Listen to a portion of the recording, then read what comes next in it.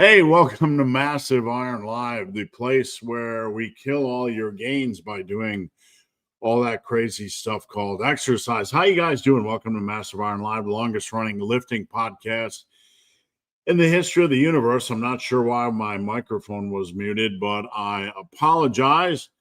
So for those of you guys new here, I have been doing Massive Iron Live every Saturday or Friday, whatever day it is, 11 a.m. Eastern for about 7 million years. Appreciate you guys joining me. Please come back every Friday. We're just going to have a little bit of talky about lifting and training and nutrition. This morning on Team Massive, we were, thanks, William. This morning on Team Massive, we were talking about functional fitness and how general exercise is going to kill your gains. Tongue in cheek, of course. So before we get started, a few things we want to talk about. If you are new here, don't hesitate to post up your questions. There are no dumb questions, no stupid questions. I don't care how many times a question has been asked before. We are here to help, so don't be shy with your questions. And if your questions don't go through, try shortening them. Sometimes the longer questions don't go through the YouTube system. And sometimes if you use a word YouTube does not like, for whatever reason, it's YouTube, right? It's social media.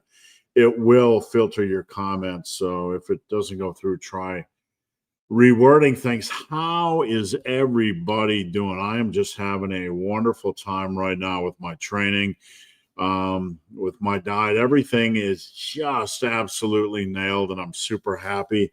I started jujitsu about 3 months ago, and it was a new challenge. I was trying to, dial in the demands of jujitsu. I started adding in some rotator cuff work, and it has really been beneficial. I did gi training on Wednesday night and felt a little physically beat up, but not in the joints, which was a really, really positive thing. So, me personally, I've been training 5 days a week, doing jujitsu 2 or 3 days a week, trail running 3 days a week, keeping a pretty tight and full schedule. But I'm enjoying it. Things are going really, really well. So that's my story. How are you guys doing? What split are you using? If you have any questions about training splits at all, please post them up. As always, all of my information is free here on this channel. If you have questions about training splits, if you have questions about progression, you can always go to the main page of my YouTube and search. All of the information is free. It is free. Before I dive into things, keep an eye on Black Friday. We're always going to have some specials on Black Friday. I'm not an apparel company. Obviously, I'm not an apparel company. Hold on one second. I want to post something up here if I can find it. But I do. Where in the heck did it go? Why can't I find what I'm looking for here? I can't find what I'm looking for. Oh, overlays. There we go. I'm not an apparel company, but come Black Friday, I'm going to be basically reducing everything to cost. Right now, I keep things about $5 above cost on my t-shirts and apparel. If you have not seen my apparel, I have a ton of just fun lifting stuff, lifting gear over here. We have things like gym bags and, books, all kinds of books, workout logs, etc. So if you haven't seen my stuff and you want to support a small creator, just check it all out here. Before I get into things, one of my most popular services is a custom workout service. And that custom workout service is not cookie cutter in any way. Everything is completely based on your split preferences, your available equipment, your workout preferences as far as how many workouts per week. I end up doing about 4 to 5 custom workouts a week. This weekend I have 2 or 3 to do right now. Usually after Massive Iron Live, I pick up 2 to 3 more. If you're interested in a custom workout, I keep them at only $39. you can head over to my website and just search custom, and you can find them. And if you're not sure, you can hit me up on Instagram at Ben the Barman. Also, coaching is my primary business. I love to work with people one-on-one. In 2023, I was the online coach of the year, independently voted by Trainerize, the world's largest coaching app. I didn't even know I was in the running. Not trying to toot my own horn, but I really am dedicated to what I'm doing. I love what I'm doing. If you're interested in coaching, I keep my rates at only $89.40 a month after the first month. Super, super competitive. You can check that out here. Just hit the coaching tab. Black Friday, I am opening up a couple of new coaching options. At least, I would say right now, at least 1/3 of my clients have been on for 2 years, and probably 25% have been on over 3 years. So I'm going to be opening up a 2-year option. For those of you that have been on for a long time, you can save even more money by signing up for 2 years. And I will be opening up a very exclusive coaching service, which is extra accountability, extra form checks. Basically, I'm going to be opening up 2 to 3 slots where we can keep in constant contact between WhatsApp in addition to the coaching app, where you can send unlimited form videos a day, and where we do once a month phone calls. That is obviously going to be a premium service. I'm only going to have 2 to 3 slots left. If you are somebody that needs that extra accountability and wants that monthly phone call and those unlimited form checks and that greater eye on things, just keep an eye out for that. So, all right, enough of the commercials. Let's get rolling. What have I been doing? Okay. I know I've been doing the jiu-jitsu and the trail running thing. My split the last couple of weeks has been Monday, shoulders and trapezoids. Tuesday, back and bicepticons. Let's see. Wednesday, I took off and just did jiu-jitsu. Thursday, last night, I did chest and triceps. So I actually did chest. And then I had to go out on my trail run before it got dark and then come back and do triceps. Today will be legs. And then on Saturday or Sunday, I have been doing stiff leg deadlifts. Good mornings. I've been doing extra shoulder work. I've been doing extra bicep work. I've been doing forearm work. I've been doing calf work. So basically a junk day. All right. Hey, Steve, in one of your posts, you said that the RDL is a hard lift to get right. 100% correct, if not the hardest. What exactly is good form when it comes to that lift? First off, this is not a criticism of the industry, but it is probably the most misunderstood lift, even when it comes to influencers and coaches. You see a lot of people doing random things like putting the focus on how low you can lower the bar on an RDL, or simply bending and the bar is way forward of the body, or doing a straight leg deadlift where they feel like their legs have to remain straight during an RDL. An RDL, the focus is on driving the glutes back to load the hamstrings. So initially, then you want to keep the bar close to the body, because if the bar is moving away from the body, then you're going to just place stress on your lower back. We used to say, ride the bar down your quads. You can certainly do this. You want to have the bar close to your body. But when we say ride it down your quads, some people have a tendency to take that too literally and just absolutely attach it to their quads. It doesn't have to be that extreme, but it has to be close to your quads. So you want to drive your glutes back as the mechanism to both load your hamstrings and lower the weight. The glutes, once the glutes stop going back, you're done. You're not trying. It's not a depth competition. You move the glutes back to load the hamstrings, and we're not trying to get an extreme stretch to the point where the hamstrings feel uncomfortable. If you are doing it right, you can move the glutes back, excuse me, and feel the hamstrings loading. And then once the hamstrings can no longer move back, you pop them forward. I'm going to see if I can find a video real quick on the Romanian deadlift. And we'll just try to find a simple video. And just give me a second. This is one I showed to some of my clients. It's pretty good execution overall. Full screen. No, we don't want full screen. We want, what is it? Theater mode. There we go. All right. So I think I found a video. This is, let me just present, share screen here. Here we go. Wrong one. There we go. All righty. So this young lady, first off, she has an over-under grip. Don't like that at all. Does she? Yes, she does. Wrong answer. You want a double overhand. If you can't grip it, use straps. Use VersaGrip Pros. Use ProTech grips. Don't do the over-under. Don't recommend it. Let's not worry about our grip during a Romanian. So that aside, I just want to clarify that.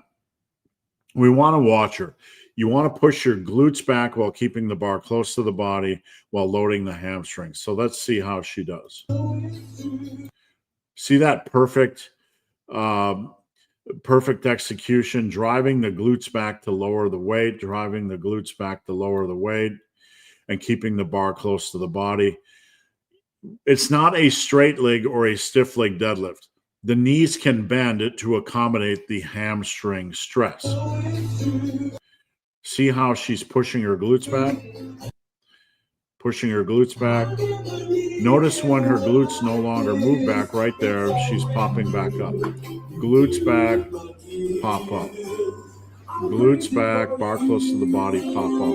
That's a Romanian deadlift. You want to be very deliberate. You want to be very deliberate when you're lowering it, because the point is to load the hamstrings. And if you're going quickly during your descent, usually you're losing focus, or it's very easy to lose focus on loading your hamstrings. And at that point, you're doing more of a bend. So you have to be deliberate during a Romanian. Look at her hair flying around here. I just noticed that. I wasn't sure why her hair was violently flying around during a Romanian deadlift, but that is really good execution. Glutes back, load the hamstrings. When they can no longer move back, you pop back forward. The common mistakes are trying to go too deep. Let's see if we have any other videos here. A couple more, but we won't dive too much into the weeds.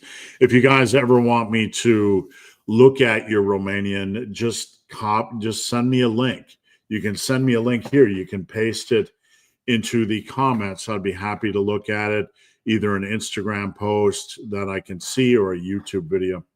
How much, good question, how much arm growth should I expect monthly in a muscle building phase? So I was just actually talking about this with a client and with a couple of folks, I think even on Team Massive.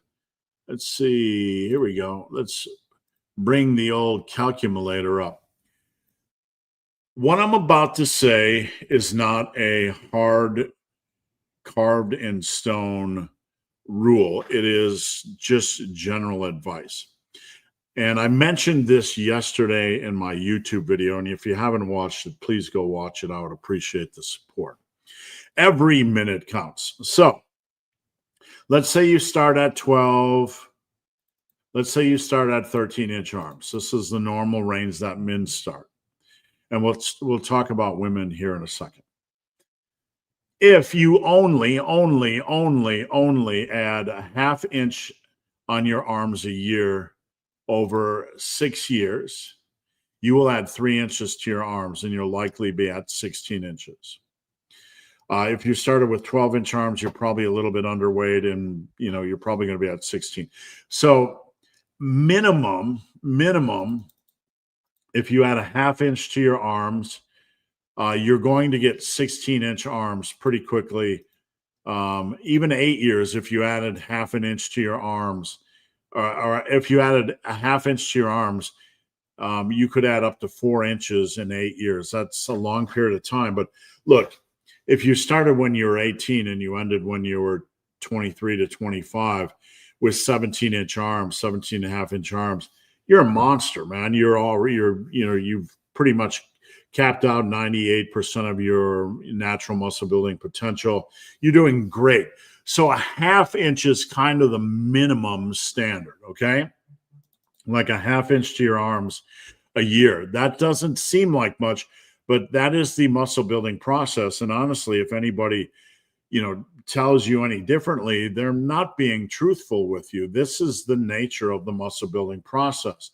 So you take that monthly and you're looking at roughly 1/25th of an inch to your arms every month. This is why I recommend measuring every month. So an inch, where did my calculator go? Is 2.54 centimeters. Okay. 0.5 inches to your arms times 2.54 centimeters. That would be 1.27 centimeters to your arms minimum a year. You divide that by a month, and you're looking at basically 1/10 of a centimeter per year. What is that? 10 millimeters? I don't know. I don't do. Did I have that right? But that's what you're looking at. Okay. This is why we have to measure our arms monthly. It can feel like you're not building any muscle mass, right? But that's when the lies get in your head. That's why I made the video I did yesterday for those of you guys that haven't seen it. How do I really know I'm building muscle mass, right? In the video yesterday, if that's you, that was for you. If that question is rolling around in your head, that video is for you. So please check it out.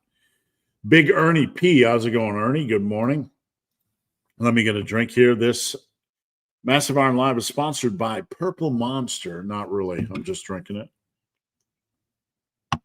Have you tried the Mike Mentzer? No. I've tried everything. I've tried it for a couple of weeks. Just bores me.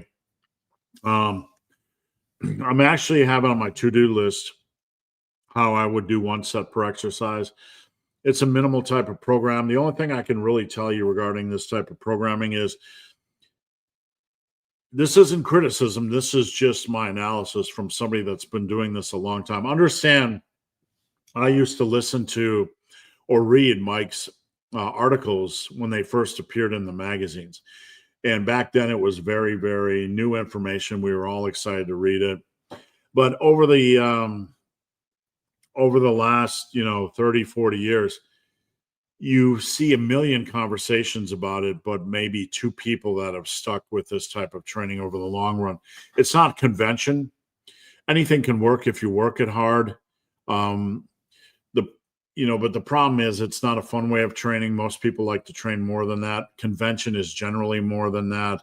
Just not a fan. It just bores me to death, and I don't think it's the most efficient or effective way for most people, almost all people. One-arm cable pushdowns, solid lift, or foo-foo. It's a third-tier lift, and when I say third-tier, that doesn't mean avoid. It's in lifting, we need a third-tier lift. We can't just do bulldozer mode for, 40 years, 50 years.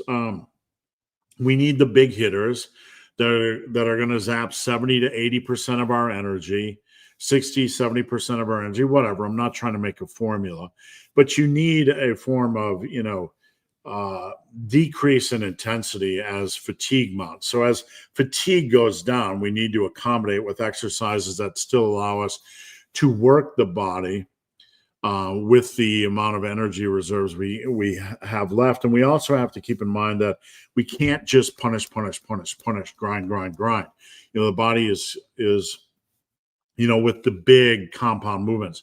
I've done it. You can certainly do it. It's a learning experience. I'm not going to tell you can't rely on only compound movements, barbells and dumbbells and things like that. That's what I'm not saying. I'm saying the magic is in evolving your training. We can't have the mindset that I'm just going to use all the big compounds and grind, ground and pound, right?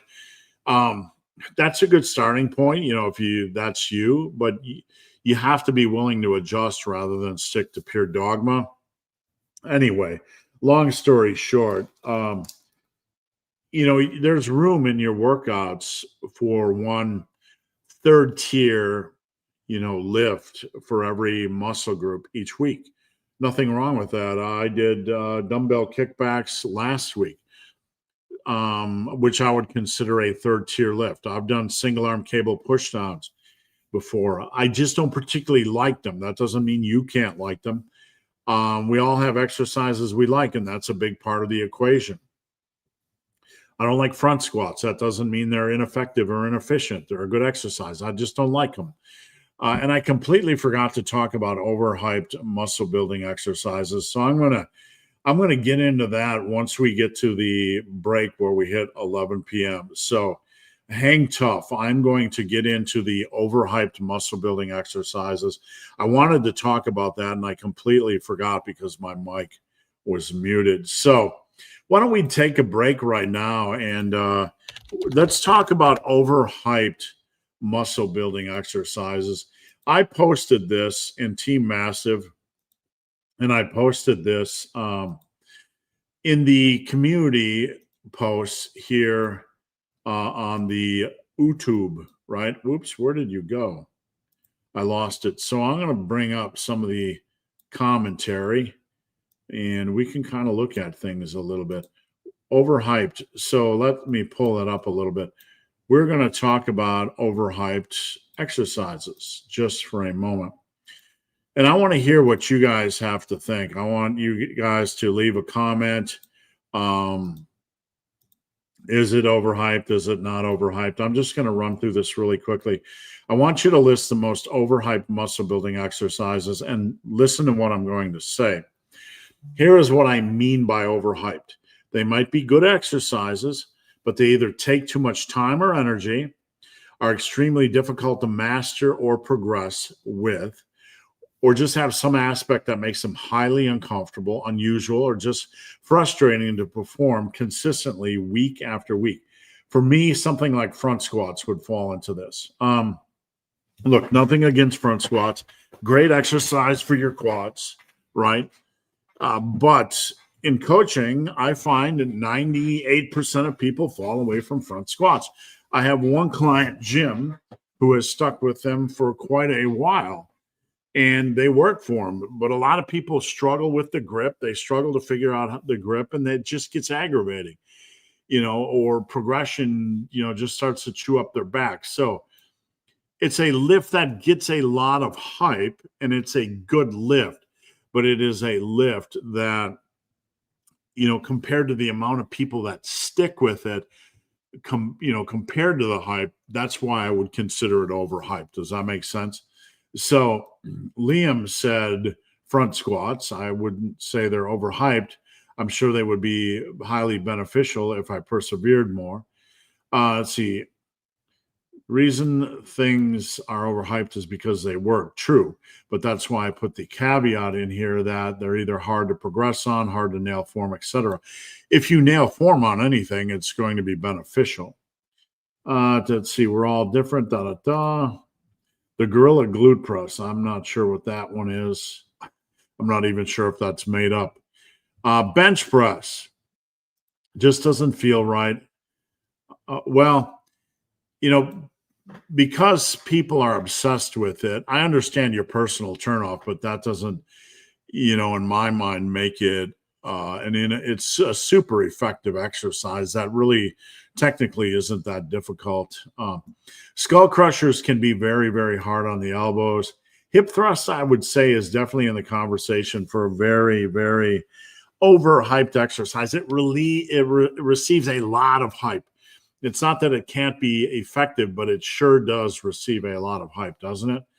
Dumbbell side laterals. I would say the side laterals receive a lot of hype from a certain amount of crowd that likes to minimize overhead pressing in any form, right? And then they tend to stress an over-reliance on the side lateral raises. Leg extensions. If you have a plate loaded one, good, but most are stuck with the super light stacks. I don't know, man. I politely disagree here. I mean, most of the leg extension stations I've had in a gym, the plate loaded stacks just had plenty of room for progression. Flat bench and squat variations. Usually I give a like to anybody that comments, so I apologize. Let me go back and do it. Flat bench and squat variations, JM press, rough on my elbows. The thing I want to say about triceps exercises is they are highly individual. One thing I've learned in all my years of coaching is that JMs might be hard on your elbows, extensions might be hard on your elbows, skull crushers might be hard on your elbows. Triceps exercises can be very hard on your elbows. And a lot of this is highly individual. So you do have to pick exercises that are good for you, that work for you. Any exercise involving two cables, yeah, I would say two cable exercises are annoying for me. I would say that. Smith JM. Hey, a lot of my clients really, really like Smith JM. I don't see a lot of hype on them, but yeah, with only one Smith machine in the gym, they can be very, very difficult to do. Another one for bench. Let's see. I have a short body and long limbs. Traditional barbells don't fit so well. Deadlift. Concentration curl. That's a pretty good one. I mean, a concentration curl really you can use it as a finisher in the right context, but it has been one of those lifts that has lingered over the years. You know, it's kind of a bicep staple. Not a lot of people do it. Not a lot of people stick to it. I would probably stick it in the pile of overhype. A lot of this, I've been at this on and off, since 93. Neck eye. Yeah, I don't know about Mike Tyson thing. That's outside of my league, especially deadlifts in the past, but these days they're probably overhyped. Face pulls, yeah, I would say face pulls. A lot of hype, and you can do a lot with a lot of different exercises that don't have the leverage or lean back issue. Again, an exercise that can work well for you, but it does receive a lot of hype. Yeah, squat and bench, all of them, every single one. Military press. Yeah, definitely do seated. I'm a big fan of seated. You have to lean back on a standing press to keep your wrists over your elbows to even a minor degree. So, you're going to get back pain, back stress to a degree, depending on the individual. Deadlifts. Lat pull downs can be very frustrating. They have a limited progression opportunity. You kind of hit a soft wall, and after that, you're like, what do I do with this lift? I still do them to this day. But yeah, they hit kind of a wall very quickly. I feel like for 90% of people, unilateral exercises are necessary. I don't know. We might have to, here a little bit, a little push and shove. Unilateral leg curls aside and unilateral leg presses aside, lunges and Bulgarians are wonderful. I think lunges are one of the most underrated leg exercises. Most machines or optimized exercises, we're just going to breeze through. Bench press, dumbbell. Oh no, right in the groin area.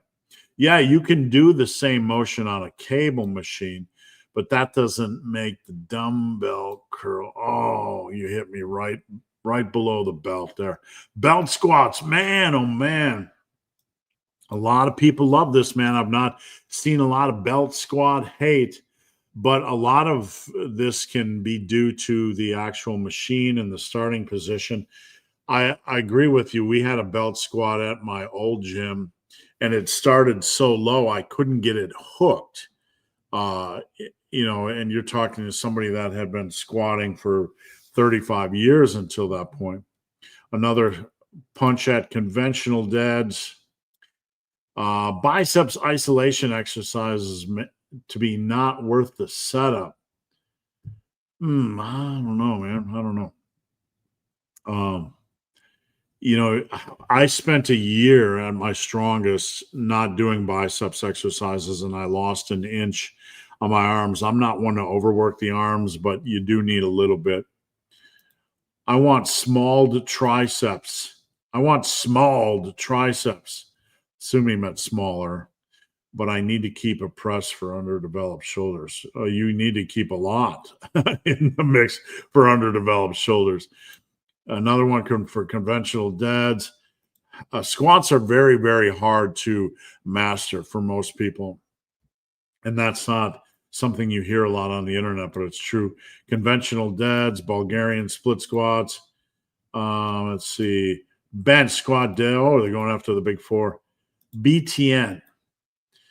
Yeah, the BTN can feel uncomfortable for a lot of people. I don't know that it gets overhyped. It's kind of getting a rebirth. But yeah.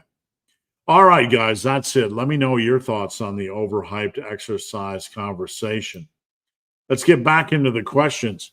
Thanks and have a good weekend. Thank you. I appreciate it. Let's see what we got going on here. I have this software has a vertical thing where the questions are above me. So if any of you are able to see that, let me know. We have a new feature here. In one of your posts, we did that. We did that. Oh, I got lost here. Sorry. Bluebird, big, hairy, ugly dude. There's a problem where I don't. Oh, this is what I was looking forward to, this question. There's a problem where I don't stick with a program for some weeks because I get bored of the program fast. I'd like to know if you have any suggestions. First off, you're too fixated with programs. You have become fixated with programs instead of the bigger picture, and that is becoming fixated with lifts. So I made a video earlier this week about picking 20 lifts the coming year and focusing on progressing on them. What I'm going to say to you, Bluebird, I want you to think about. If you do 10 different programs, if you just hop for the next 10 weeks to 10 different programs, they contain the same damn exercises. I've said this over and over again. They contain the same damn exercises. Okay? You are looking for magic in your programming rather than finding the true magic, which is keeping the things you like and setting aside the things you don't like. So, Bluebird, you're starting a program, whatever it is, and you don't like it. You don't like that's safe to say there are some aspects of a program you like and some aspects you don't. If you don't like resistance training, if you don't like anything about it, you're in the wrong game, right? But it's safe to say there are some things you like about one program and some things you don't like. Where you are going wrong is you're not learning, you're not evolving. You need to reflect, you need to say to yourself, what do I like about this program? I like this progression approach for this lift. Okay, write that down. I don't like this progression approach for that lift. So instead of jumping to a program, you should be evolving your program. Okay? You can't keep jumping around and expecting a program to be 100% to your liking. This is a recipe for disaster. In the massive iron world, my world, what I teach is evolving your program based on needs. A lot of times people will tell me, what does this mean? It means just this. I enter a new program and there's 5 things I don't like and 5 things I do like. You don't jump to a new program because in that new program, there's going to be 5 things you don't like and 5 things you do like. So you're just hopping around, not analyzing, not evolving. You're just walking around in a maze with the lights turned off, bumping your head against the wall. You need to mature, and that I'm not saying you're immature, like I'm not saying that in a ridiculously offensive way. You need to mature your approach to training. What do I like? What don't I like? Let's take out the variables I don't like and put in variables I do like. Stop changing programs. Start evolving variables. Okay. I'm going to give you some homework. Take the program you're on right now. This weekend, list the things you don't like, list the things you do like. Okay. The things you don't like, I want you to come up with variables in their place that you do like. Let me give you an example. Let's say you started something very, very radical like German volume training. Super radical, right? 10 by 10, really pain in the butt. I've done all the programs over the years. What did I like from German volume training? I like the intensity. Sometimes I do like to go in and just do a lot of 8 to 10 sets on an exercise, keep it streamlined and smash, but I don't always like that. So what do I learn? Maybe I could do a program where I have some form of intensity periodization, where I do normal weeks, and then every third week I do more intensity like this.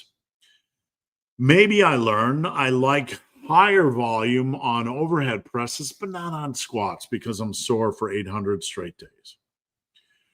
So we don't have, but maybe in finding out I like a lot of volume on overhead presses. Maybe I don't like 10 reps. Oh, I'm going to change the program. Maybe I don't like 10 sets. Maybe I'm going to change the program because I don't like 10 by 10. Why not evolve it? 7 by 10, 6 by 10, or even 5 by 10. 5 by 10 is still more volume. You need to mature in your lifting path and start analyzing what you like and don't like and start finding your own way. Advanced lifters, intermediate lifters aren't following the plans of other people. So you say, hey, you coach. You have intermediate and advanced lifters you coach. Yes, I do. But this is the process we work through. Okay? You have a starting point in programming, and then we discuss, what do I like? What do I don't like? I'm constantly asking my clients, what do you think about that? How did that go? What do you think about this? Are you getting good value from this? Sometimes I might even annoy them with these questions because they can seem repetitive, right? But yes, I have intermediate, I have advanced clients, I have all kinds of clients. But this is what we're doing. We're not hopping programs, we're analyzing variables because I want them to enjoy their programming. One thing I have to mention is there are some people that want to look good but don't enjoy the process. A lot of people want a lot of muscle and want a perfect body, but they don't enjoy lifting. Not a criticism, it's just a reality. A lot of people want a fancy sports car and a big fancy house and all kinds of fancy stuff, but they don't want to risk starting their own business. So they stay in the safe zone. There's nothing wrong with being that person. There's nothing wrong. There's nothing wrong if you don't want maximum muscle mass or maximum strength. You don't have to train to get your bench press to 315. And I'm using bench press as an example. It could be any lift. But there are a lot of people out there that want to look good, that want a muscular and strong body, but don't like the stuff you have to do to get there. So at that point, if this is you sit at the crossroads. Either you're going to do what you don't want to do, or you're going to be one of these people that spends the next 20 to 30 years hopping around, screwing around, playing pretend. When you don't look in the mirror and say, I'm not really that person, so maybe I should just do something a little bit more minimal and reasonable for general health, you still need to be doing resistance training for general health. And if you're that person, you don't necessarily have to have a plan. Just go into the gym and do your lat pull downs and your leg press and keep a little bit of strength. You're still better off than the person not doing this stuff. Does that make sense? Big Ernie P, how's it going, Ernie? How would you fit deadlifts into your vulgar full body workout? It definitely is a unicorn lift. A lot of times when I'm doing full body workouts, I personally put deadlifts right in the middle day just to make things easy. And then I kind of move pieces around the board. You can put them on the last day if you want and move pieces around the board. Mentally, I just like to put them in the middle day. So I will usually put deadlifts with a vertical pull, like a pull up or a lat pull down on the same day because they are a unicorn lift.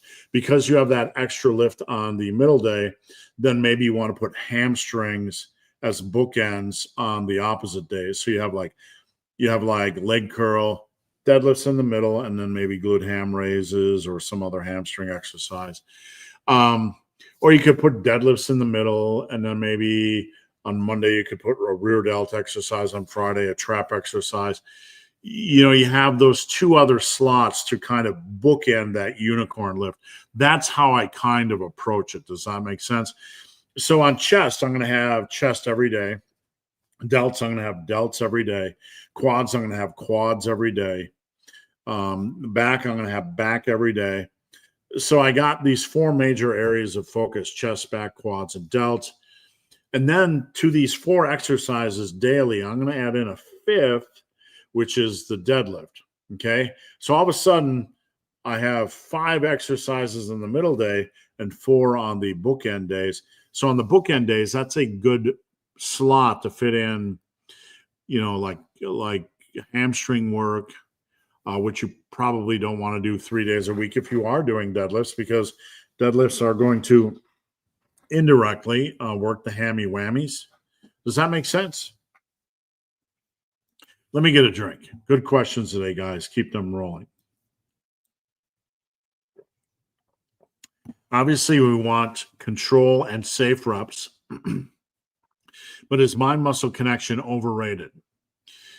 This is a very good question. Are we holding back from heavier weight because we're not feeling it as much? We get into the territory here of potentially turning a compound exercise into an isolation exercise.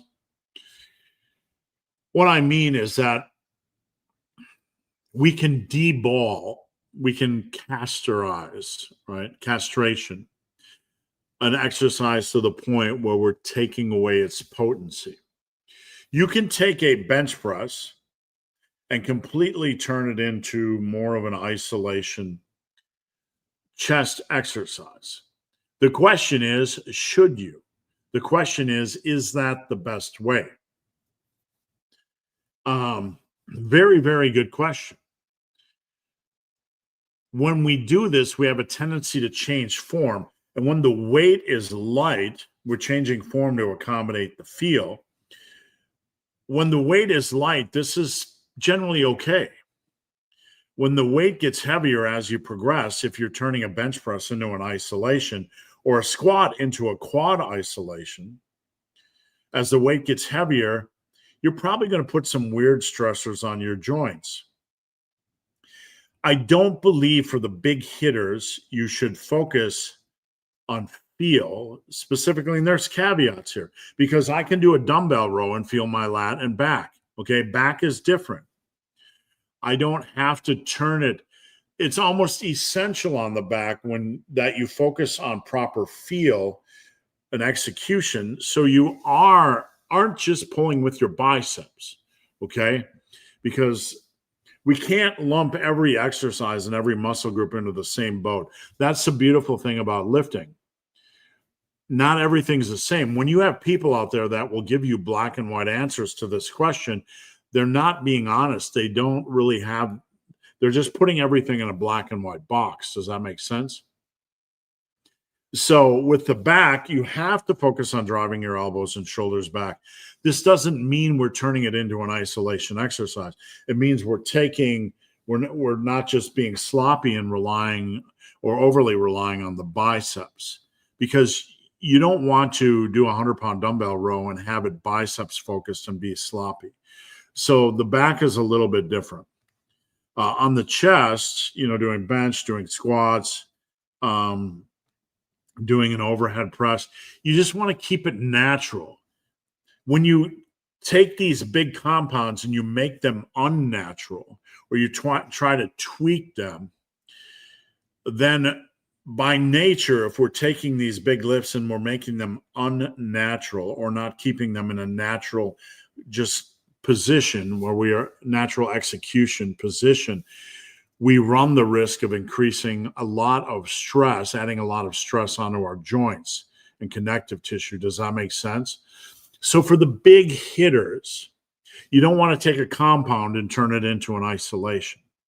Now, there are, again, this is very nuanced. Last night, I took a break from heavy benching and I did guillotine benching. The weight was much lower. Hear me? And I took it down till I felt a stretch in my chest. A guillotine press, we could easily equate this as just simply a bench press variation, but it is a bench press variation that exists to more isolate. Okay.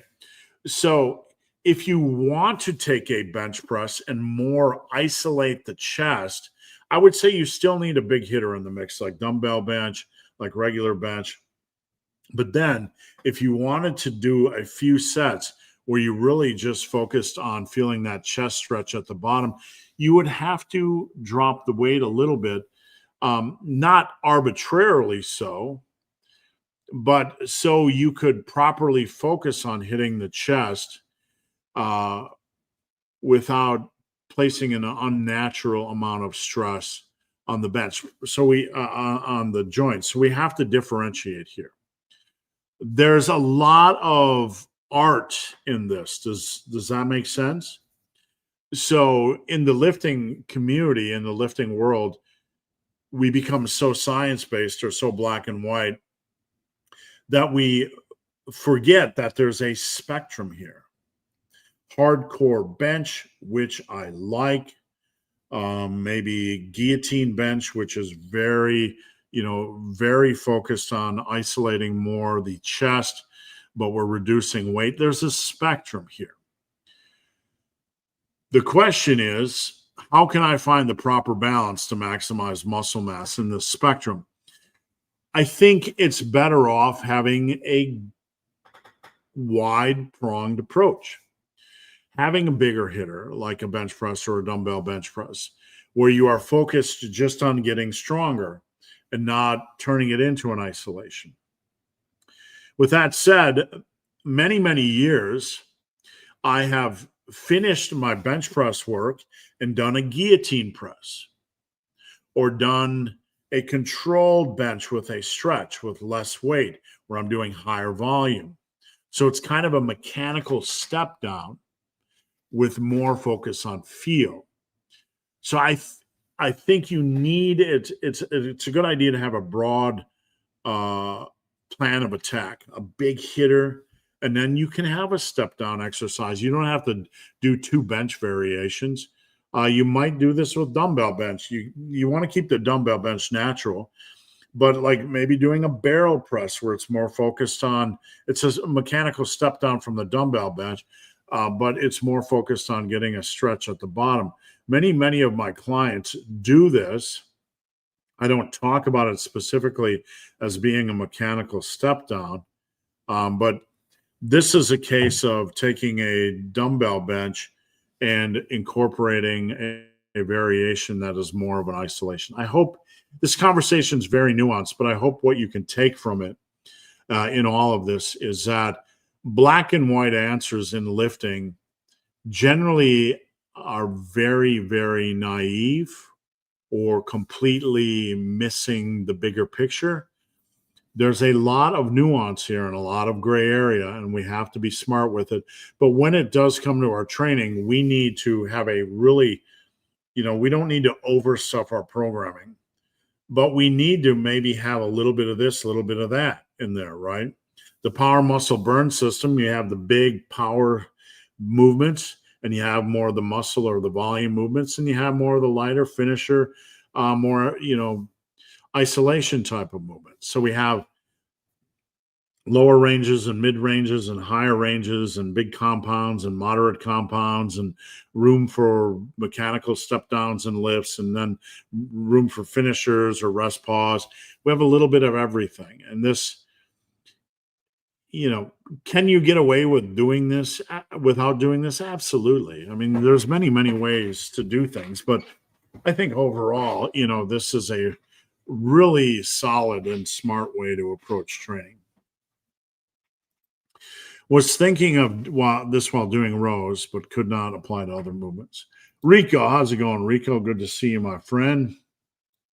Big Sean, let me get a drink here. Big, hairy, ugly dude.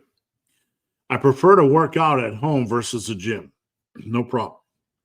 About 50% of my clients, maybe 40, maybe 30, whatever, work out at home.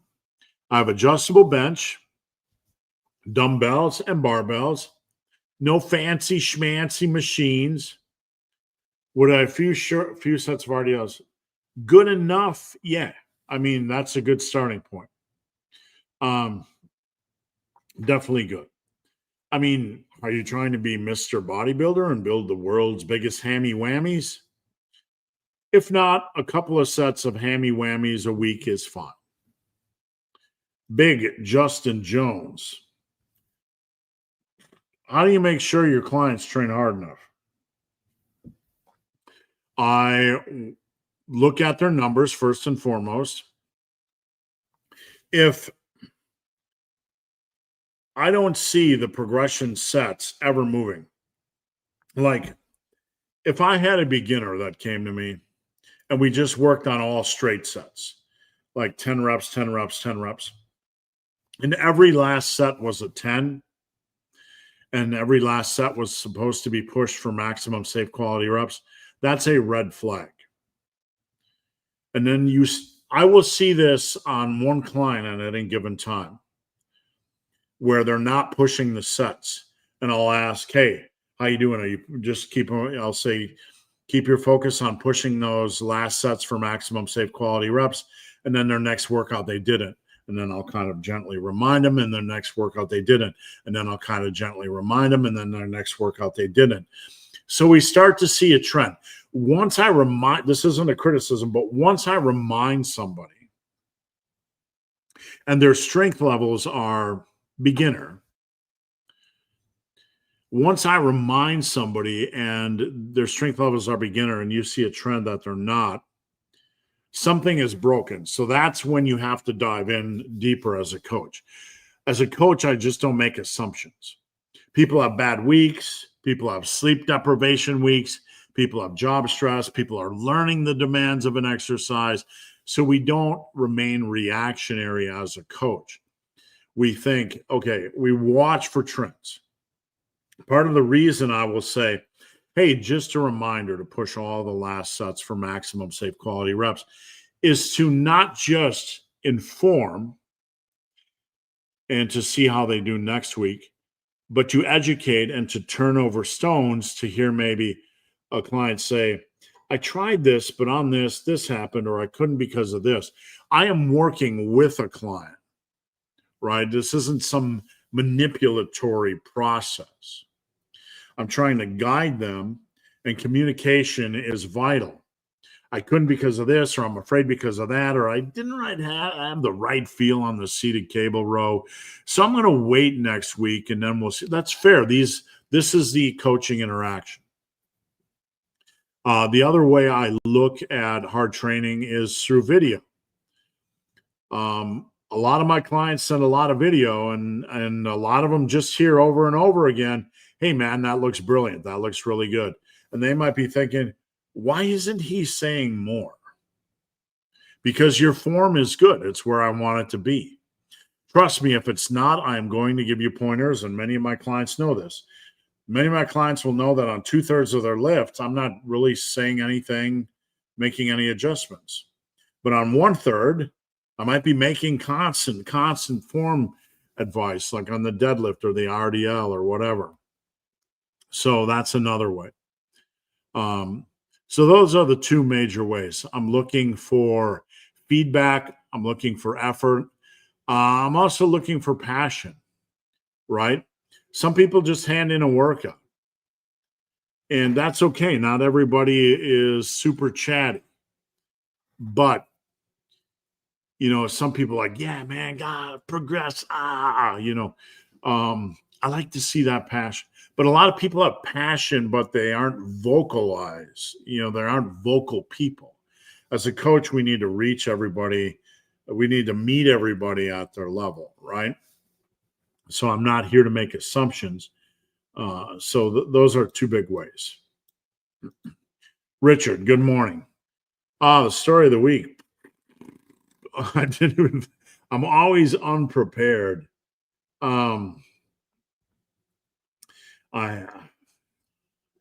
trying to think of what would be a good story of the week. I have a couple of jiu-jitsu stories. I have a couple of trail running stories.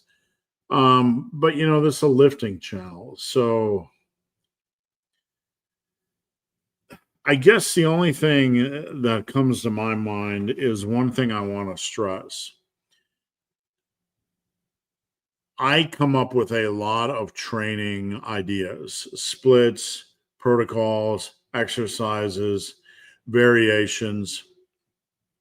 And occasionally, I'll get somebody that doesn't understand my message, and they will say, if there's no magical program, if it's F your program, if there's no magical rep ranges, if there's no magical exercises, why do you keep coming up with structures and programs and splits and things?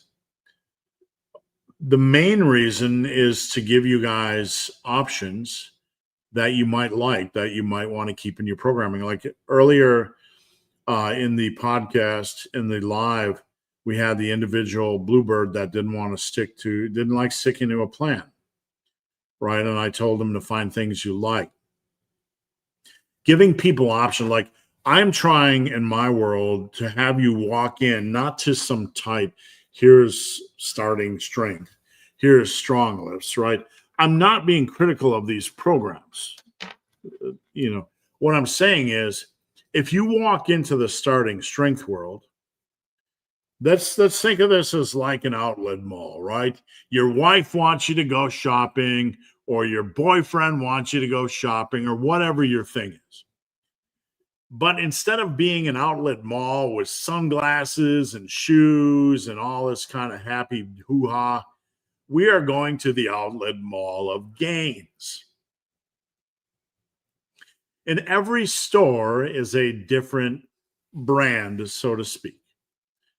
So you walk into this starting strength. This is not a criticism of any of the brands. It's just a reality of what I'm trying to achieve. And I'm trying to use this as a method to build a broader perspective of what I'm trying to achieve. If you walk into the starting strength store, you're going to get your 5s, right? You're going to get your squats and your bench and your pull-ups and your things. You're going to get minimalism, and you're going to get your 5s. You know what you're getting. That's the store. That's your option, right? Some stores, you walk into the outlet mall and they have like only a few variations of the same thing. We specialize in this. Now you walk into the strong lift store and they have you start with the bar, and it's a little bit different, and progression's a little bit different, and you're squatting 3 times a week, and you're like, oh, it's pretty close to the starting strength store. Which do I prefer? A very narrow pass. Then you walk into the massive iron store, and it's like Amazon. You got all different categories, different progression approaches, long tail stuff, different workout splits, torso limbs, upper posterior, massive crap. You can different workouts, massive, minimal, massive crap, all kinds of things. Shiny objects everywhere. right? Progression approaches everywhere. Skull destroyers over on this shelf. Massive curls over there. Bulldozer shrugs over here. Bulldozer laterals. Partial lateral supersets with whatever. Lou laterals. Egyptian supersets. We got all kinds of things. And we are not trying to encourage distraction. In all of these things, this brand, Massive Iron, is selling you a basic structure that provides you with a broad path of freedom. Because the heart of training is passion and enjoyment. So what I am doing at the Massive Iron store at your local outlet mall is giving you a framework. This is what we're going to start with. These are the major areas of focus, the minor areas of focus. We're going to start with this many sets per week. We're going to be pragmatic. We're going to base things off your preferences. And you can kind of pick an exercise here. You want to do a reasonable exercise you want to do from the reasonable shelf, right? Squats, front squats, whatever. You can put that in over here. So I'm going to give you a framework. It's like Build-A-Bear, right? You can't put like 3 eyeballs into the system. It doesn't work that way. Massive Iron is like Build-A-Bear for adults. You walk in, you get to pick 2 eyeballs, right? Whatever the thing. You get to pick a hat, right? You get to pick a fancy costume, which might be your split. But it all comes together because it all has some cohesive basic framework. And at the end, you walk out with something completely different from the guy next to you, but it's completely different, but super ultra effective. That is what I'm trying to do. Not just put out arbitrary stuff for the sake of putting out arbitrary stuff. And I want to end cap this by saying, I try what I do, what I put out.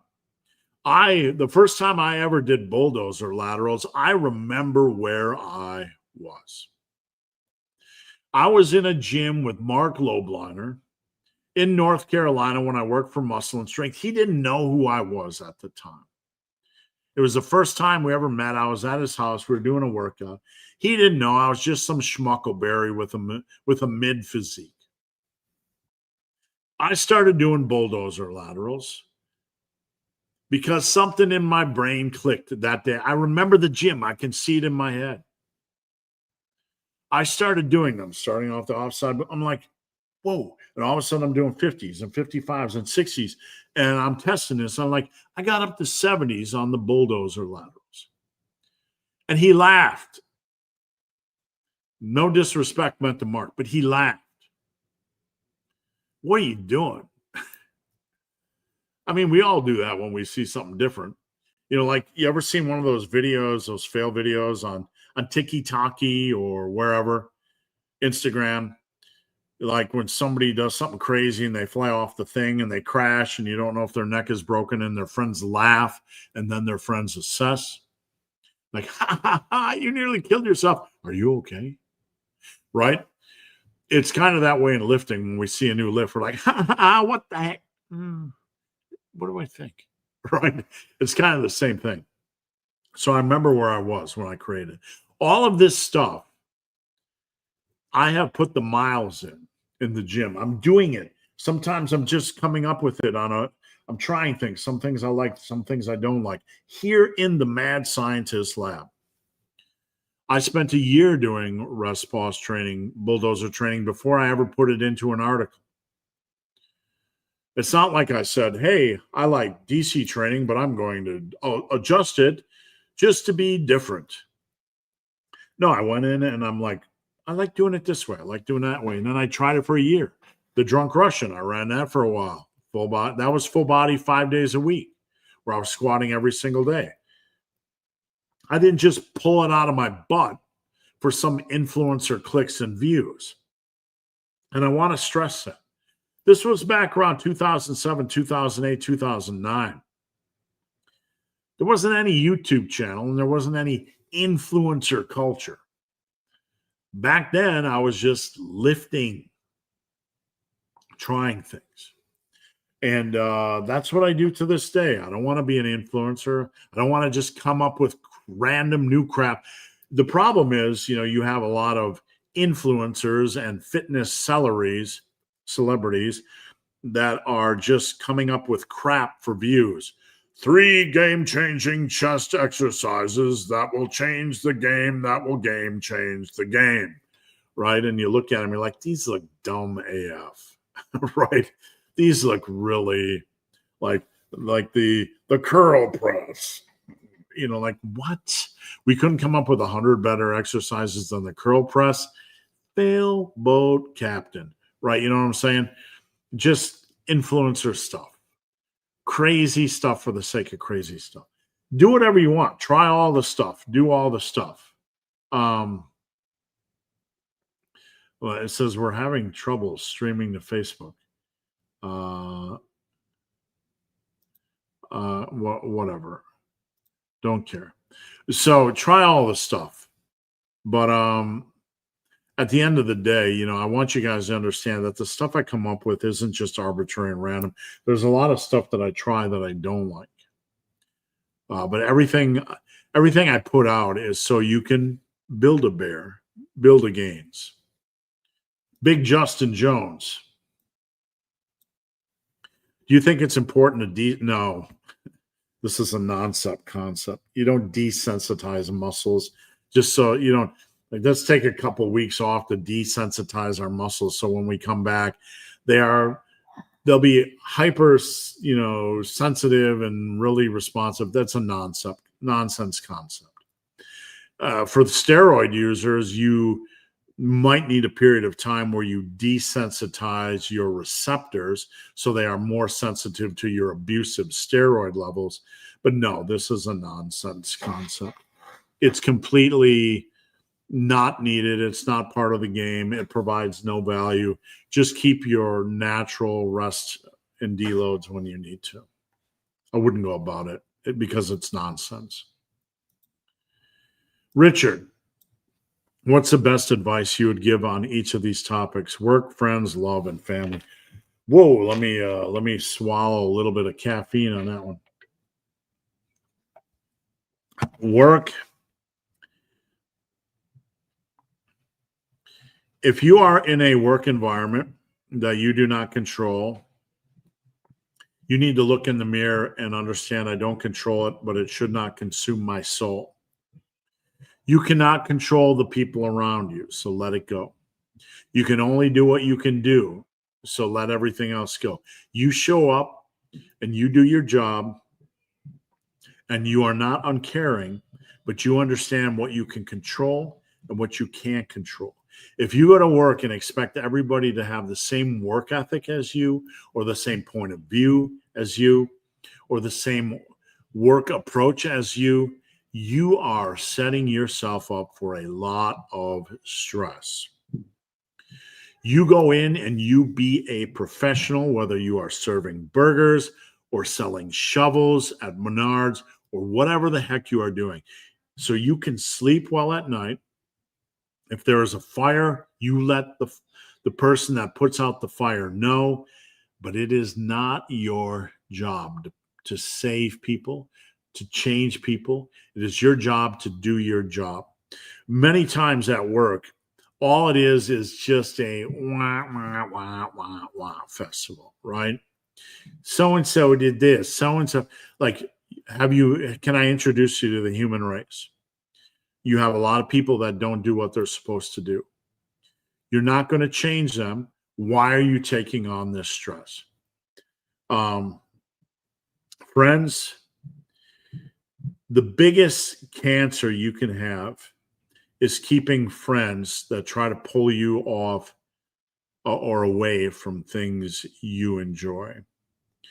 You can have friends that were very valuable to you when you were younger, when your priorities were drinking, having fun, going to concerts and exchanging mixtapes, right? Or just that revolved around a specific hobby or interest. But as you grow and change, you might not have the same interests. This doesn't make this person a bad person. It doesn't make this person somebody you should completely disassociate with. But you need to allow yourself the freedom to grow and not feel like you have to tether yourself to a person because of the past for the rest of your life. We're not trying to be malicious. We're not trying to have you, sever ties. But many times I see people go down a new path in life and their old friends are pulling them down like an anchor, anchoring them to their old life. You can't allow that to happen. You might have 10, 15 years with a friend. You might wake up at 40 and decide you want to do trail running or lifting or jujitsu or eat healthy. And they're like, let's go do this. Let's go do that. Let's go do this. I can't, I don't want to do it anymore. You have to be able to take care of yourself, because if you don't, you're going to regret it. And sometimes people have to fall by the wayside. That's why as we get older, you generally see a narrowing of the friend circle for a lot of people. Not because we're just getting old and stuffy, but because we are understanding ourselves more, and we're understanding, and we have less free time, or our free time is more valuable, and we don't need all these things pulling us away. Love. The biggest thing I could say with love is that early on, there's a lot of things I could say, but I want to give two pieces of advice here. When you meet somebody, first date, at a party, at a church, whatever it is, and you go out on that first date or first meeting or first encounter, however you want to frame it. If it does not feel like the one, and I'm not saying you have to have magic and sparks and all that kind of stuff, because sometimes things develop. But if you reach a point early on where you kind of know there's certain things about a person that aren't right for you, or it's maybe they don't excite you, it's not that this person is a bad person. But sometimes, it might be an okay person that is okay to fill in the gaps with time. They might be a decent person. Hey, we had kind of fun at a hike, but I don't really agree. I don't like the way they view this, that, or the other thing, or maybe physically they don't excite me. That's okay, right? You can like certain aspects of a person, but you can kind of know, I don't really think this is the one. Don't overinvest in somebody just because you're bored, right? If you're not sure, go out on the second date or second encounter or whatever you want to call it. But if you kind of know that this isn't a long-term thing, don't waste somebody's time. I don't want to hurt him. Right?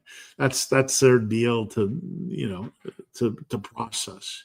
You have to cut and run early. Don't drag things out when they're not meant to drag out. And my second comment about love is it is an action, right? Feely, that's all good and well. But at the end of the day, what you do is expression of love. You have to prioritize what you do. There are a lot of things I do in a relationship that I don't want to do, that I accommodate my wife. Or we don't always see things the same way. That's okay.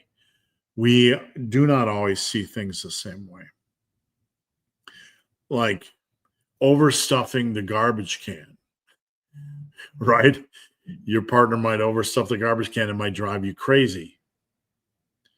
But you stay quiet because it's a small thing, and you do it, and you do your thing, and you accommodate them. When it comes to love is an action. It's not just a feeling. You certainly need the feelings and the sparks and all the stuff and all that. But at the end of the day, the thing that's going to truly last is how you what you do in the 90%. Family, oh my goodness. You don't get to pick your family. The only thing I can really say is don't give out too much information to your family. They think they know you better than they do. Don't overshare all the aspects of your life with your family.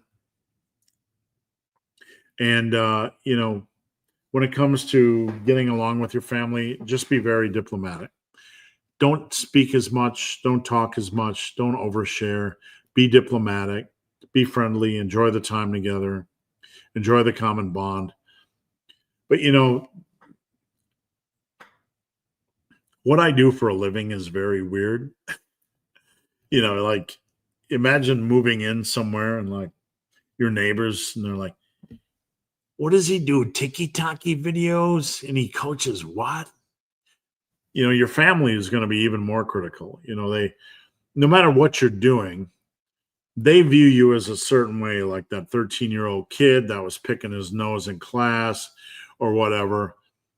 And your family can have a view of you that is different than who you are. And in some ways it can feel restrictive and almost like it's trying to define you. So I don't give out a lot of information on what I do or what I like or how I spend my time with my family.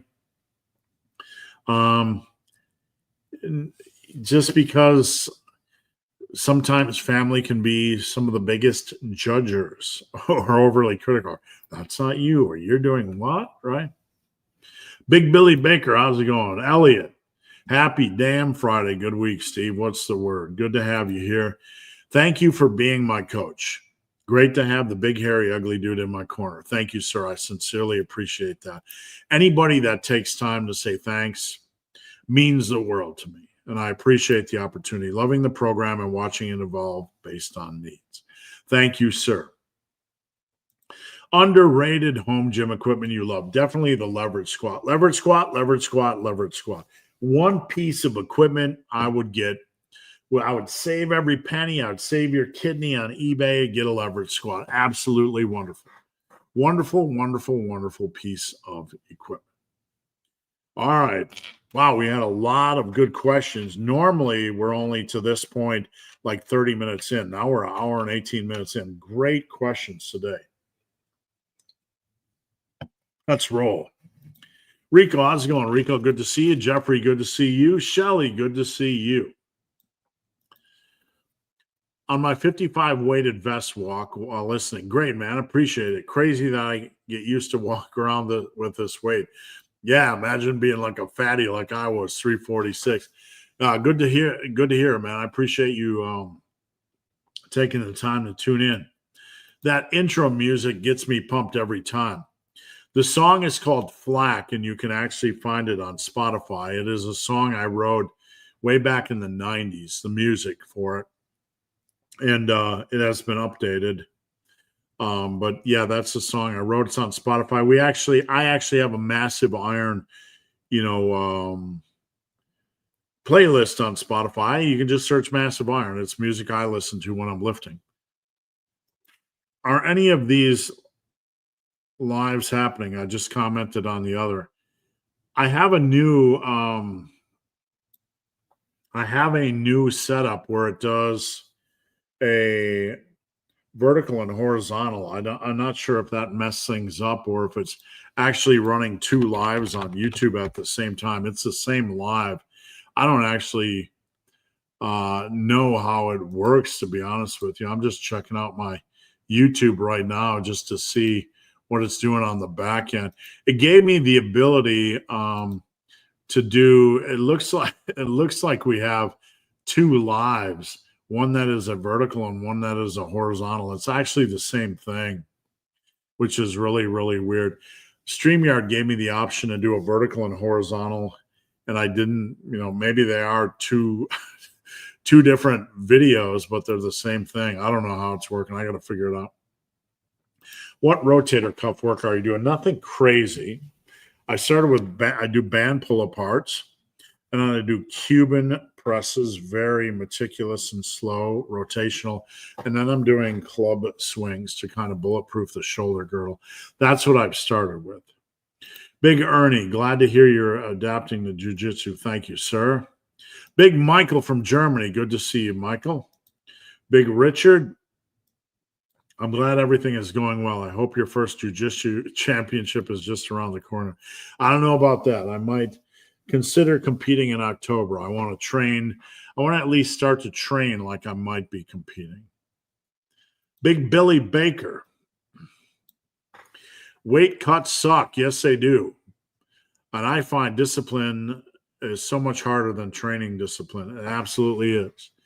You need to structure, and get it in and get it over with. It's going to be in your best interest. You need to have a plan and keep evolving that plan and working on that plan. Big Justin Jones. And Bill, you got this in you. You just need to get some Eye of El Tigre.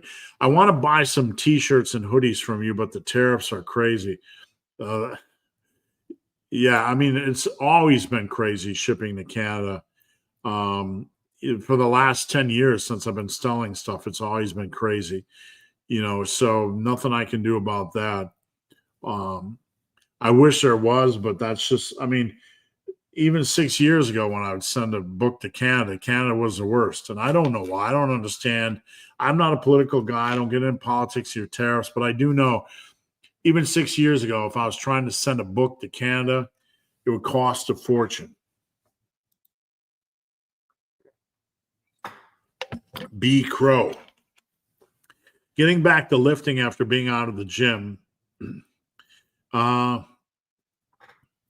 only thing I can say is pick a program that makes sense for you. Don't try to do anything radical. Spend a month or 6 weeks and ease into things. Start out the first 2 or 3 weeks, maybe doing 2 sets per exercise, and just ease into things. Don't go crazy. And once you ease into things, then you can start slowly progressing, get your feet underneath you. I have a video that is called "Getting Back into Training," and I made it after the pandemic. Take a look at that. Let me know if you have any questions. I'm 24 years old now, and I have a squat bench dead total of a lot at a minimal body weight, smaller body weight. And that's a reasonable body weight. I have gym experience of 4.5 years now. Have been stuck. You're not stuck, and I mean that respectfully. You have a really good total, and you're in that late intermediate stage where it's going to take you a long time to add reps. If you added a rep on your bench press every 3 months, just to your top set, you would add 20 pounds to your bench a year. And after 5 years, you would have 100 more pounds on your bench. That's the game you're in right now. You're not stuck. I'm not saying you can't have high expectations, but you need to understand the game you are playing. Okay. Your first 4.5 years, things were rapid. That's not going to be your next 4.5 years. Your next 4.5 years are going to be a big test of patience. That's the reality. We're not being negative here, but you need to brace yourself for that. And you need to play the long game, and you need to play the smart game, and you need to not do anything radical to get hurt. Big Sam. Do you think that 9 hard weekly sets for button? Oh, yeah, more than enough. I've really only done 6 for most of my career, 6 sets a week, maybe 9 on triceps. Absolutely fine. Big Richard. I've been trying your dumbbell row bulldozer style. I felt excellent engagement in my back. Get a video, Richard. I mean, I think about driving my elbows and my shoulders back. Think of it like a martial arts elbow strike. Okay, somebody's behind you. You're going to give them like a right. You're going to drive your elbows and shoulders back to generate maximum. Like, we don't want to be reckless and driving our elbow back, but we want to do it in a reasonable manner. Elbow, shoulder, back, boom. Does that make sense? And you doing that, you're going to be working your back, even if you don't immediately have a good connection with your back. Any value in going higher than parallel. Don't think of things arbitrarily. Think of things naturally. Go to a point where it feels comfortable. If we're getting up here, right, we're starting to, why? Why? At that point, you might as well do a Lou lateral raise, and then you don't really have a progression opportunity. Not really. Just keep it natural. Brenda, I've started doing the rep goal style of training and realized I had been subconsciously keeping reps. Exactly. It's not like the rep goal system is magic, but by having a progression structure, you kind of can realize I've been kind of skating along a little bit. You want to at least have an eye on the logbook, and you should be trying to at least add a rep when you can, right? Barbell back squat, I think we were mentioning being overrated. Big Tom Hill, 2 days after powerlifting meet, tested starting attempts on Monday. Okay, so generally the last week before a meet, you want to, a week or two before the meet, you can do kind of a feeler workout if you want, where you do something which is about your 3-rep max, which would be about your opener. You could do something like that. Didn't touch deadlift on your advice. Good. You did 14 deadlift singles in 10 minutes on 10:30. Okay. So let's see. Let me know what you did with the 14 singles, what weight you were using, if it was the 330. What's going on, Mr. Fickburger? Thank you for tuning in. Uber Mix MX. Are there any advantages using a Swiss bar? Absolutely. Swiss bar.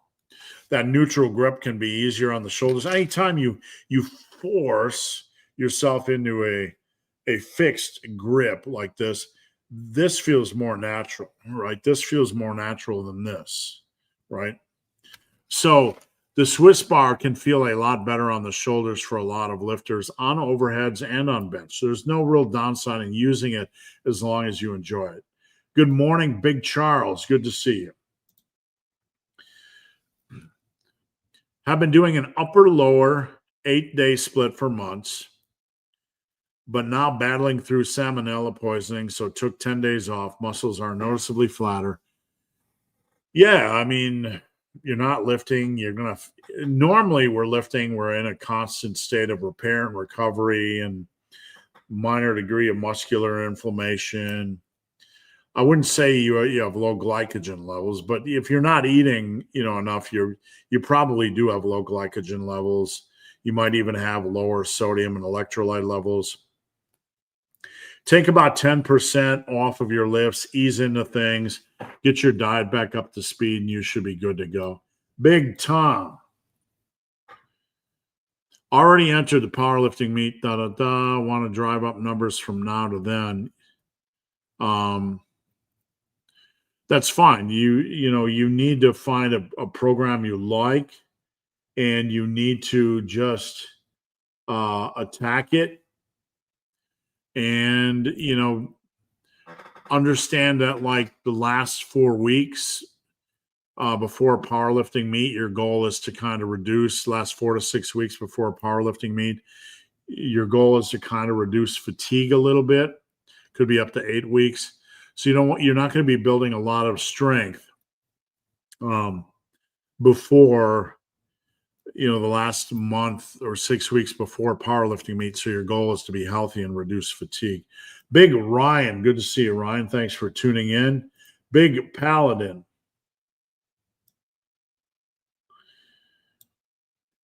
Do I have the metabolism of a horse? Do you have the metabolism I had in my 20s?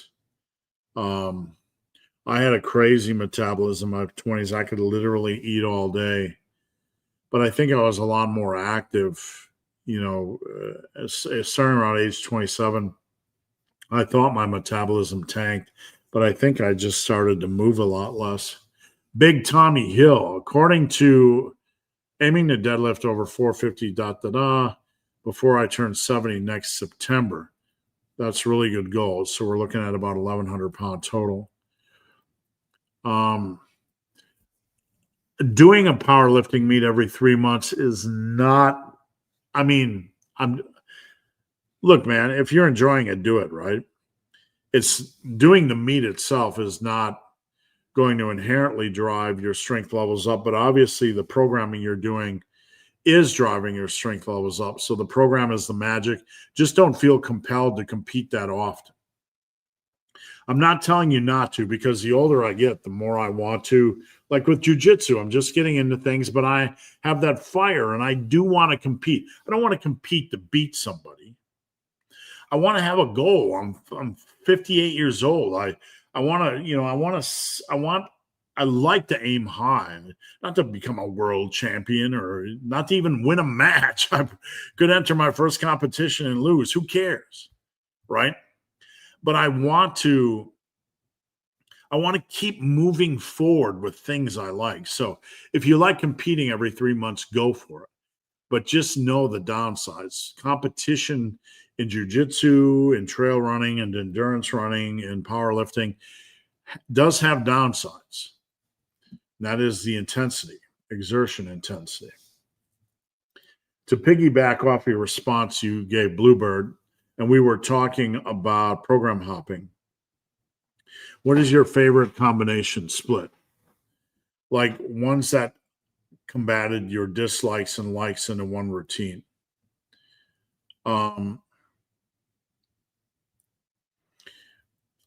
It's impossible to answer. I don't really have a favorite. All I like doing is a body part split.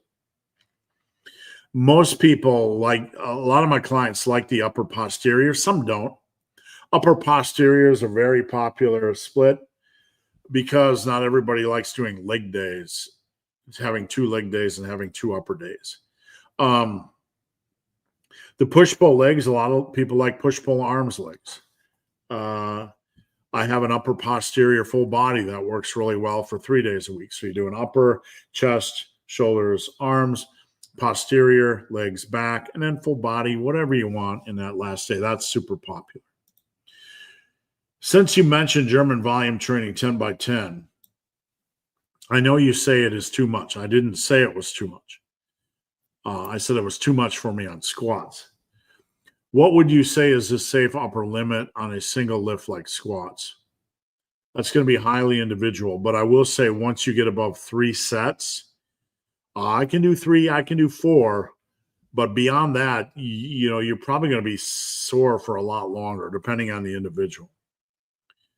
And sorry, we were talking squats specifically, so I didn't mean to correct it. I just want to make sure for anybody reading that they didn't think I meant German volume training was too much. I can do 10 by 10 on bench. I can do 10 by 10 on overhead. Finisher sets good for, our finisher sets good for muscle. Yeah.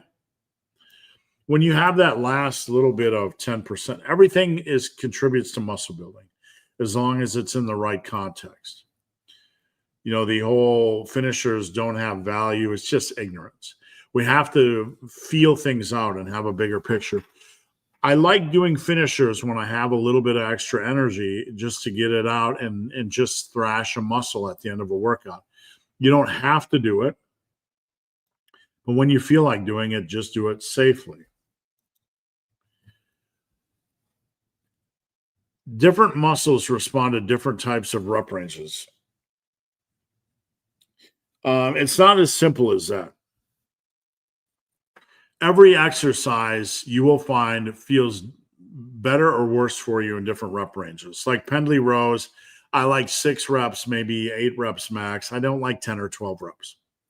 It just starts to feel tedious, like a cardiovascular stress. On deadlifts, once I get above 7 reps, it starts to feel like a cardiovascular and lower back battle. Every exercise is different, and this is what we need to understand. It's not as simple as chest responds to different rep ranges, back responds to different rep ranges. It's not like this. That's a fantasy construct that exists only in the influencer world. Does that make sense? Calico Riot.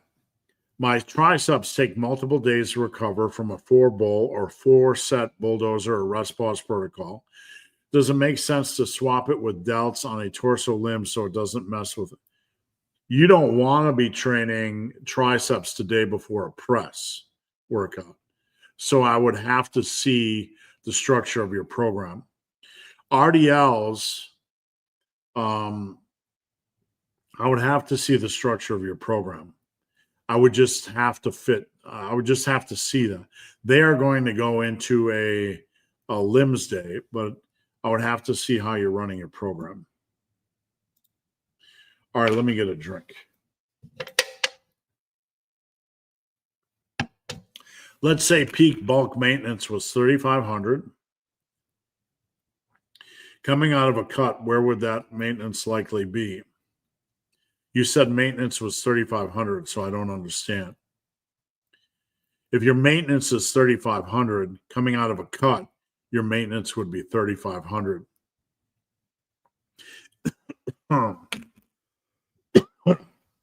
Sorry.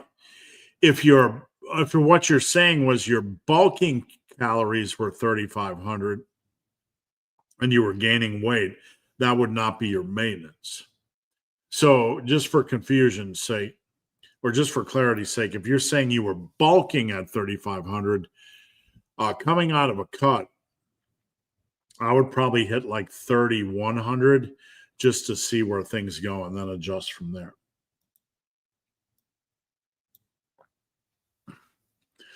For muscle activation, do different muscle groups require different rep ranges? No. Every exercise, you need to go into the gym with, don't do that mindset. What you need to do is look at everything on a case-by-case basis for the exercise. What rep range makes sense for me on this exercise? It's not about magical rep ranges. That's nonsense. Set that aside. It's about what rep range feels good for me as long as it's reasonable. And then progress in that rep range. That is what you want to do. Weighted dips is the king of stretching. Weighted dips are a decent exercise. Just don't overstress to the point where you're placing stress, unwanted negative stress on your shoulders. 2 days before powerlifting meet, Okay, we did that one before. Sorry. Do you know Yeah, I do know. I don't know how that occurred. StreamYard has a feature where it's the same live. It's doing one in vertical and one in horizontal. I'm not sure why it created 2 lives, but I'm going to report that to StreamYard. Already entered All right, I'm confused, Tom. So a lot of questions regarding the deadlift, but I need to know what weight you use for your deadlift singles. What's going on? Good to see you. Thanks for tuning in. I asked in the group the other day, just wanted to hear you live. I'm thinking of switching deadlifts with snatch grip for a few months. You need to make sure your deadlift form is locked down. Okay? There's no point in switching to a snatch grip if you aren't bulletproof in your deadlift. I would not exclusively do a snatch grip deadlift. I wouldn't. I would do that every other week. If you simply, want to run it every week, that's fine. But I would probably recommend doing it every other week. Let's see. When did you start noticing drop? I didn't. I don't have any loss in muscle mass. I'm 58. Like using bulldozers on leg press. Tom likes using bulldozers on leg press, hacks, and Arnold dumbbell press, uprights and bent over rows, curls, but continue. That's fair, man. That's what we're talking about. You pick progression approaches that you enjoy for that specific exercise. With a body part split, will a body part split give you a very, yes, absolutely. Sam, detach from that. You've been around here long enough to know that's nonsense. There are no magical splits. All the meta-analyses, Sam, me and you need to go into a corner and talk this up because you've been around long enough and you've heard this 1,000 times over. You need to stop with this, Sam. And I'm saying that we're having an intervention. There are no magical splits. All the meta-analyses, multiple, just echo this. Okay? Stop worrying about magical splits. You need to place your focus on hard training. Splits and programs don't matter. Not in the long run. It's hard training, progressive overload, and nailing your nutrition. I appreciate your support, Sam, but you need to unplug. You need to unplug that and bury it. Thank you for everything. Thank you, Richard. Any suggested back exercises for the home gym that doesn't have a pull-down bar? You could do a dumbbell pullover. That's an okay choice. You could kind of do an inverted row or kind of like a more upright rack pull-up where your feet are elevated, where you're kind of doing a pull-up. You put the bar at a high position, put your feet on the bench, and you're kind of doing a pull-up in this position. Those are a couple you could do. All right, guys, we only have a few questions left. Last call for questions. Must have commented on the other live. I can see no worries at all. It's confusing, and I'm not sure why that happened. I'm not sure why it created two lives, so I apologize. Any tips for keeping weight gain controlled if you have a big family meal once a week? Don't do anything you regret. Focus on your protein and your veggies first. Just eat a plate of food and get over it, right? Just because somebody makes a ton of food doesn't mean you need to eat a ton of food. If you feel pressure to eat more, then just fast before the meal or fast a little bit more before the meal. I feel like I get less out of a strict hammer curl than using. That's normal, man. I mean, this is something I've been thinking about a lot lately because there are some lifts where using a little bit of English just seems to give me more value. And this is very nuanced. And I want you guys to be very, very careful with this. But, you know, I just did hammer curls with more English this week. Not sloppy. I don't want anybody to think I was sloppy. But I just did that this week. You know, I was still getting the feel, right?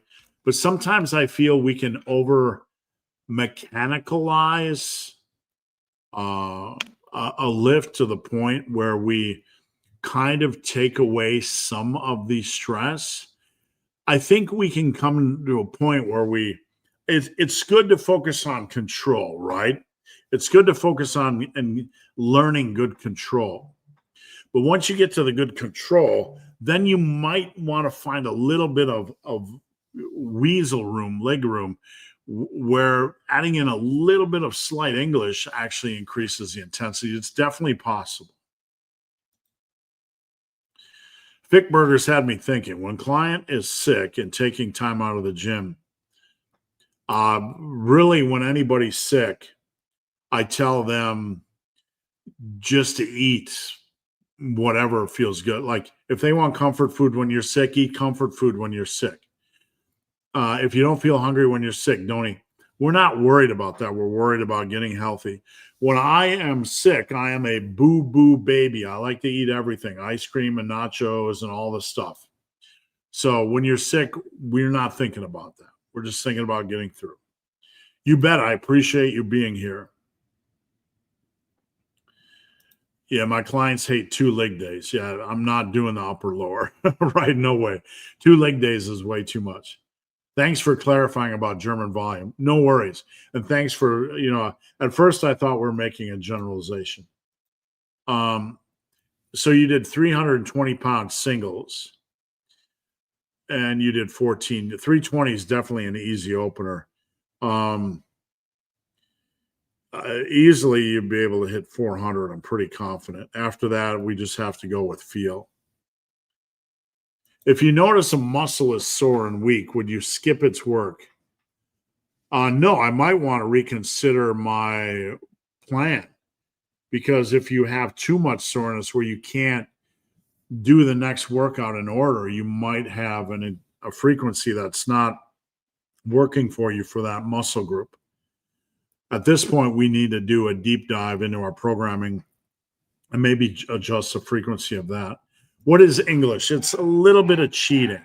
It's moving from strict to a slightly less strict and maybe putting more stress on the muscle group.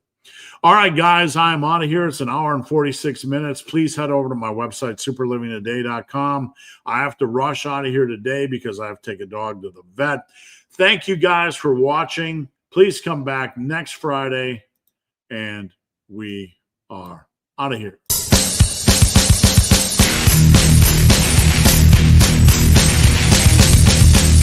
It's not almost over. You're not almost there. You're not almost there. You're not almost there.